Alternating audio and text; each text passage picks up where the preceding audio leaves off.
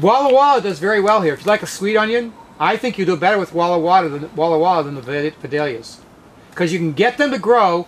You can get them to plant them in August, right? And people even direct seed them because they come up real fast then. And you can plant them in August, and most of their growth happens when it's really cool and wet, and they're ready in May, and they're huge and sweet as can be. You know, they really thrive. So I like those more than the Granix type. You know, Vidalia is a regional name. It's really a Granix. It's a Granix onion, and that's a sweet onion. People do know, right, that if you want sweet onions in your cooking, you do not grow the sweet onions. They have less sugar in them than the regular onions. They're sweet only because they don't have as much sulfur. They basically have more water. So what you're doing is you're taking the bite out of them by putting more water in them. If you want to caramelize onions, you grow a copra. You cook a copra, because it's got way more sugar in it. A copra type. You know, people know what I mean when I say copra type. It's the big yellow hard onion that'll keep for a long, long time. And copra is a famous hybrid. Clear Dawn is a dehybridized organic version of that you can get from Fedco, I think, or maybe Johnny's. And a cooking note on caramelizing onions: if you steam them for 60 seconds before you take the cover off of them, they'll sweeten up faster. They'll caramelize faster. All right. Bingo. Who's this guy? Renaissance man? You always, I mean, that's what I love about teaching is I learn. If you want to caramelize onions, if you put them in your skillet, saute them around, get them good and hot, put a couple tablespoons of water in there and cover them for 60 seconds, they'll caramelize faster. You don't have any olive oil or anything? Because what you're doing... Yeah, you do what you would normally do, but you just forever. flash steam them for about 60 Probably seconds. what you're doing is you're sweating more water out of it. You're getting them down, probably. you know, so that they don't caramelize faster. You're causing the cells to break to get them that you can get the water out, which then allows them to brown, you know. That would make sense. By the way, to be a spoil sport, Dr. McCullough says that none of that brown stuff is good for us. Well, all bad. You know, Just opened another can of worms. We'll stop there. You know what? We'll just let those worms he play. was more fun about 8 years ago when he didn't advertise as much. You know what I think? I think, you know, it's probably all true, but heck, all kinds of people have done this for hundreds of years and they didn't die of cancer. Yeah. You know? And some of them lived a long time. I don't think it's the onions. I think it's the benzene. You know? If I'm going to watch out for stuff, I'm going to watch out for the benzene. I'm going to keep caramelizing my onions. I'm going to stay away from the benzene. You know? Yeah. That's more my attitude. Okay. So, I start onions at least. I might also start another whole succession of winter stuff, which is what we've done. You know? Stuff that we're going to plant as soon as possible and eat in the late winter, early spring. What's that? It's any half-hardy food that you like to eat. Because you're going to protect them with plastic glazing and floating row cover.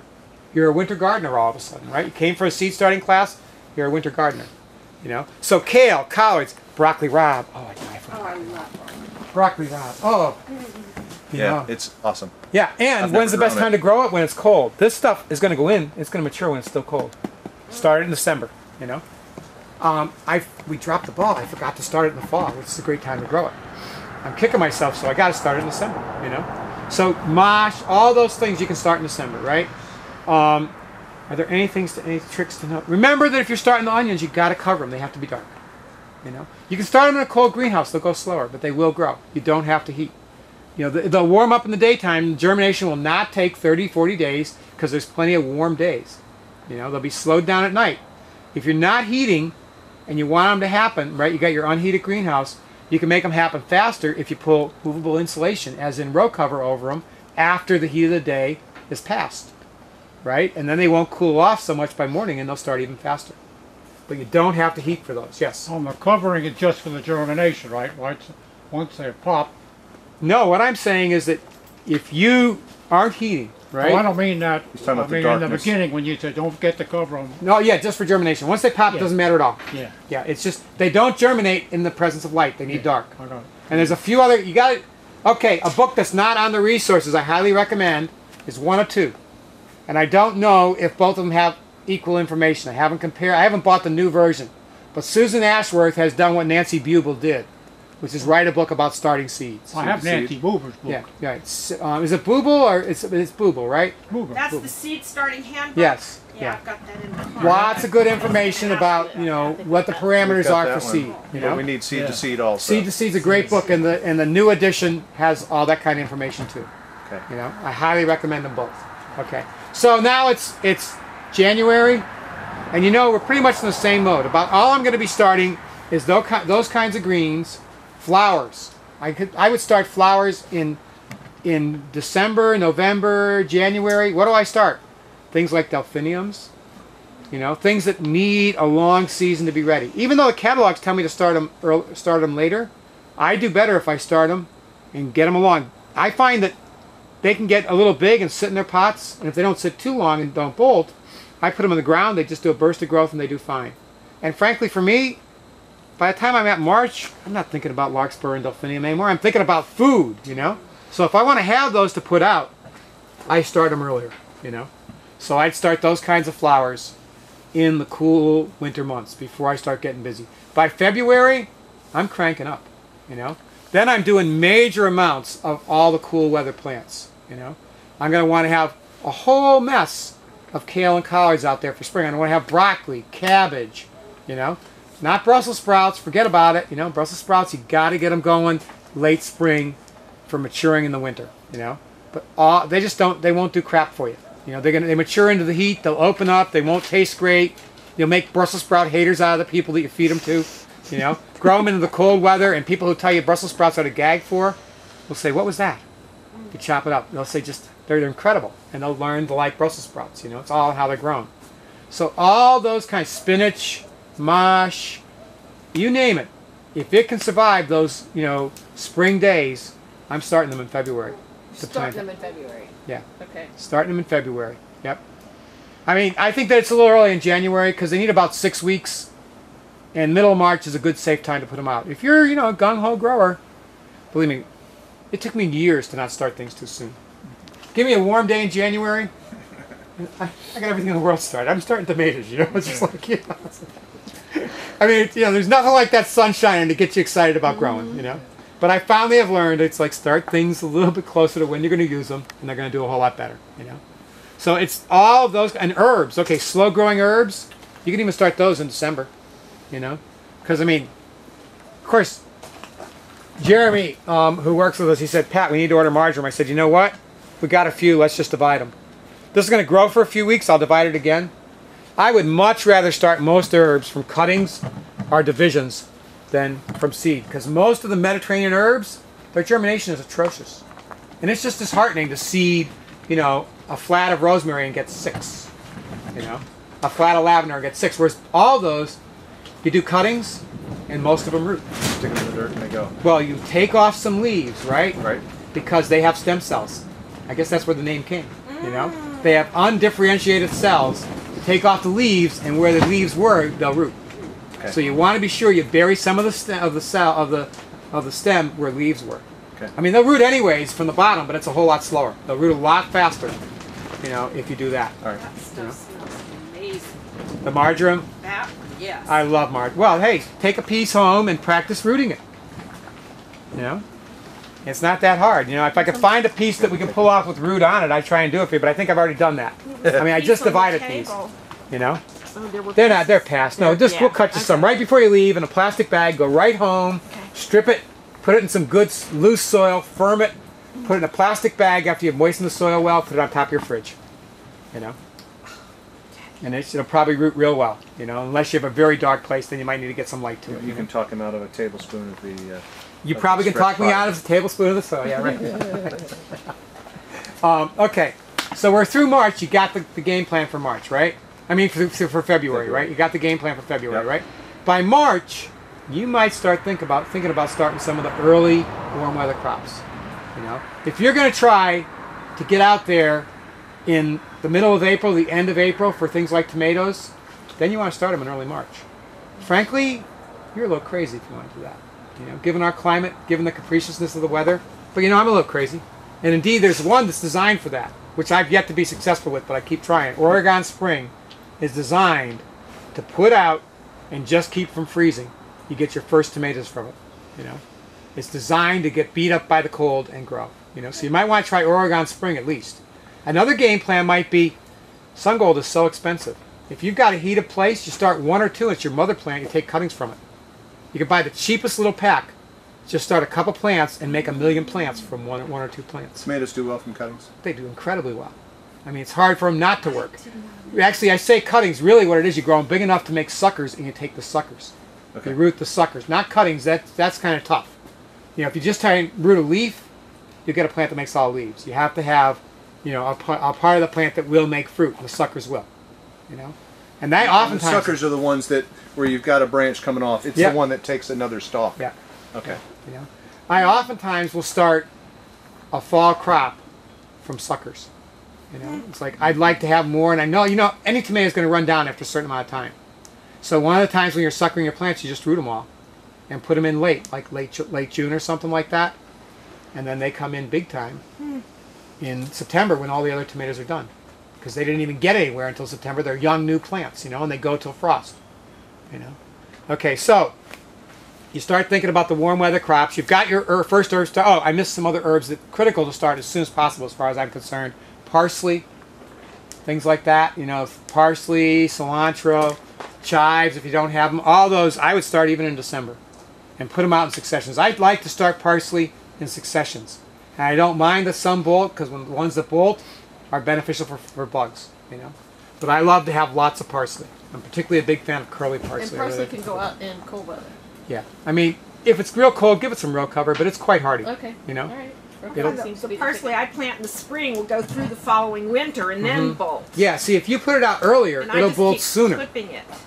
Surprisingly, If you put it out, if you put it out in March, right, Yeah. or late February, it may well bolt sooner, because a lot of plants bolt right. by vernalizing. They have to experience winter. Once they experience winter, then as soon as it warms up, they bolt. Ah. So if you get them out in April and they haven't experienced winter, they go to the next year. But if you get them out in March and they experience winter, they bolt in late May, early June. You know, that's the case with tons of things. You know, Sure. Chinese cabbage is classic. All the Chinese cabbage family. Well, that's that big, huge Chinese cabbage we've got. I bet it bolts quick this year. Usually, We have one that's from now. last year that made it through the winter. And we've I'm been- impressed it hasn't bolted yet. We've been mowing off of it, and Yeah, well, maybe that's it. Sometimes, you know, if you keep reducing its mass, it just keeps trying to build up enough mass to make seed, and you keep it going. You know, oh, yeah, we just keep cutting it back. It's that's the too whole. weird. Well, cut and Like- come again is like really greens. the way to go. Cut and come again makes plants not bolt. If you take from the lower leaves, it's kind of like, I'm in trouble, I better make seed. If you cut the whole thing back, it's like, oh, I got to start all over again. You know, I'm always happy to anthropomorphize. You know.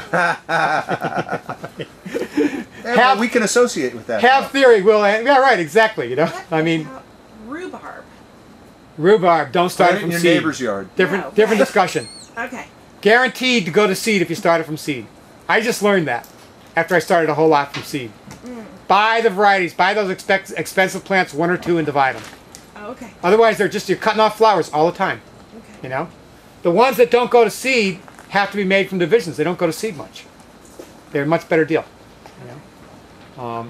Okay, but actually, there's a good thing. If you were going to start asparagus, you should have started it sometime in Yeah. early January Every year. to get some size on it. You know, if you're going to not buy plants, then you would start asparagus very early. Can you take asparagus from seed from the asparagus that you've got? If it's a hybrid, you're going to get not true to type. Ah, right. You get asparagus, but not true to type. What If type it's open is- pollinated, you can definitely just take those seeds and grow them. Aren't they all? I didn't even know they. Mary Washington is one of the open pollinated Okay. types. Purple passion is open pollinated. Which one do you like best for around here? I've grown basically Jersey Giant. I got it when it first came out, and they said it was all male, and then they sent me an apologizing letter. You can't keep them women down. You know, they're like, whoops, it's not all male. We're sorry. It'll still be great, but about 15% will be female. It's more like 30. You know, but there's more males, and they put more energy into making plants instead of berries, and so that's the theory. You know, but I find that, you know, if a plant depends on sex to do it, they're going to figure out how to have the right mix. You know, eventually, you know, it just happens. You know, they got to do it. You know, they need that ability, and it happens. They figure it out. You know. I'm sure they were really chagrined when they had to send that letter out, because it was all male. They really advertised it, I remember that. you know. And then I got the letter saying, you know, we've decided that it's not all male. It's like, you know, I could have told you that those berries weren't made by males, you know. I mean, but yeah, I would have started my asparagus actually at least in December. You know, you want good sized plants when they go out. But if you do that, right? If you started it much earlier than that, the truth is it would still go dormant. So I guess I wouldn't. But if you start in December, it probably won't go dormant, because the days are going to be getting longer for it, and that's all it needs. It's light sensitive. So probably December is the earliest you can start it. At least January if you're starting from seed. It works pretty good. You got to wait longer, but it's cheaper, you know. Okay, so you're in March. I would be looking at starting, by mid-March, I'd have all my onions done for sure. I wouldn't even think about growing onions after mid-March. I would probably be done starting brassicas and stuff like that. I'd be looking at warm weather crops, Not basil, don't even bother. Don't even bother to start basil till mid-April anyways, because it cannot go out with any heat at all, But eggplant, even though it can't go out with any heat, what do you hear from 90% of the people who grow eggplant? I can't grow it. It gets eaten up by flea beetles, right? What's an easy solution? Put it in a 4-inch pot and get it bigger. The flea beetles still bother it, but they don't wipe it out, and it eventually grows past them. There's other solutions, that are kind of outside of the realm of this class, but a good solution is to grow them big. So if you're going to do that, start them in mid-March, step them up to a 4-inch part by mid-April, and they're going to be dying to go out sometime at the end of by the third week of May or something. Which I think is almost too early. But if they're in a 4-inch pot, they can sit a little bit. Why it's too early is they don't like any cold at all. If the weather's settled, then they can go out. Put them out when the weather's settled. So I'd be starting those kinds of plants. Not squash if they just grow too fast. I'd wait for squash unless I'm going to give them a lot of protection, which I've done. I had a year where the weather felt settled, and I put out my squash, which I started early just because I was crazy. I thought, I'm going to throw them away. But the weather was settled, and I put them out the third week of April, and I was selling squash at the market in late May. The market was all mine. I put row cover over them. They don't get stunted by the cold so much, and they cranked. And for a home grower, why not gamble on a couple? So then you would start them towards the end of March, and be putting them out 4 weeks later. And don't even bother to start squash in anything but a 4-pack. Just it's a waste of time. I guess I've broken down and started them in the 9 sometimes because I didn't have enough 4-packs, and they work okay. But if I have my preference, my favorite thing to start them is, and you can buy these from Wade's. I like these babies. Those squash are gorgeous. They go out. They're really wonderful. And I prefer to do them than from seeds. Basically because I'm never can catch up, and at least now I got them going. And also they say they can't get root bound and do well. Baloney. I've had my guys so root bound, but you give them a good burst of nitrogen and they just take off again. It may not be as good as starting them as starting seeds. So you're only doing this if you think you're going to actually get them in, before they're root bound. You're probably better off to have started the seeds at the right time than to put a root bound. But if I got 5 flats of these that I missed by a week, these are going out and they work fine. The difference is not great to me. I've grown them both ways. It's not a big difference. Peppers. I'm going to wait till the end of March to start peppers because I do not want them out in May. It's usually just too cold around here, and if they go below 53 degrees, they stunt. And your production is delayed until the fall. So I'm going to wait till the end of end of March, planning to have them in pots for 8 weeks. And I almost always step up things like peppers. I almost always have them at least in 4-packs by the time they go out. I start them in 288s because I'm starting them on heat. Sometime, later in April, I'm probably going right to a 4-pack. And you know what? If the weather's lousy, I go to those things. I am not putting them out when it's cold because I've been burned too many times that way. They're going to wait till it warms up before they go out. And they do fine that way. It gets to be some work, but the truth is, it's great because I'm talking to all home growers. This is a much dicier conversation with professionals because they just don't have that much room or that much time. But if you're home growers, this stuff is all easy. I'm going to confess, I never made a whole lot of money farming. I got a lot of knowledge, but I got my prejudices, and I'm just not willing to let go of them. I've had my good moments farming, but not consistent because I'm just not hard. I'm just not hard-nosed enough that way. Okay, you've got your warm weather successions going. It might be time by now to start warm weather flowers. Sometime in April to go out sometime in May. You can actually start sunflowers incredibly early if you're going to start them. Of course, they plant out fine, right? But sunflowers will take a light frost. And who can have too many sunflowers? Does anybody know that can have too many sunflowers? I don't know anybody can have too many sunflowers, right? So, and how much fun is it to have them blooming in June, early June? You can actually start them in packs and actually put them out. You got to harden them, right? Now, if you take them out of a greenhouse and stick them out there, and that late frost comes, toast. But if you harden them off and stick them out there, they'll take that late frost. They'll just keep cruising. what I'd say, maybe quarter hardy, maybe third hardy. You know, they can handle it. You know, maybe even harder than that. They're not. They're surprisingly hardy. You know, the longer I think about it, I can think of things always. I can back up and say you should have started. Let's say you want to grow clary sage. Why would you want to grow clary sage? It's got an amazing history. More than I should go into now. It's really pretty wonderful. Smells wonderful. It's a great pollinating plant. It is perfect harborage for the predator that preys on the corn earworm, which is also the tomato fruit worm and the pepper borer. You know, it's the same worm. It's got a different name for each fruit. And so if you have flowering clary sage, it's great. It's not going to flower until it vernalizes. So start it, you know, probably even backed up. I'm probably actually skip December. We'll get to it. You're going to start it. You're going to start it in October. So it actually has a whole winter of, you know, some size on it. Things don't really vernalize if they're tiny. If they have just like, usually it's about 4 leaves. They don't think it was winter. They think like, I got started at the wrong time. I'm still a baby, you know. It's like